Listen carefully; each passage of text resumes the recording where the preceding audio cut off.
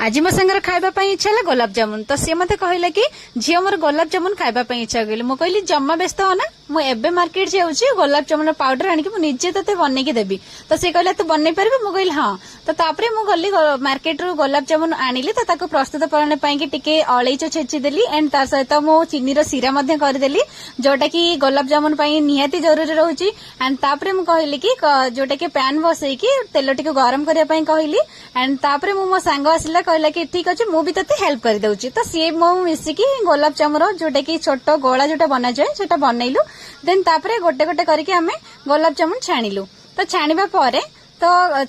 गोटे गोटे तो हबनी ना जेहेतु छोट गोला करथिला तार इच्छा होतिला कि सॉफ्ट खाइबा पय तो कहल ठीक अच्छे पूरा छोट साइज करे जोटा कि सॉफ्ट लागिवो तो छोट साइज रो बहुत गुडे गोला हे गला देखंतु देखि पारुथिबे मध्य एंड ताकु पकेला परे नेक्स्ट आमे कोन करलु ना सीरा करके जोटा कि रखिथिलु पूर्वरु ता सहित गोलाप जामुन गुडी को से पानी भीतर सीरा भीतर गोलाप जामुन गुडी को छाणी देलु थोईदेलु तो तापरे कौन है ना प्रस्तुत होपर रही गोलाप जामुन जेहेतु आम अधिक करूँ कारण आमर ये रूममेट भी अच्छा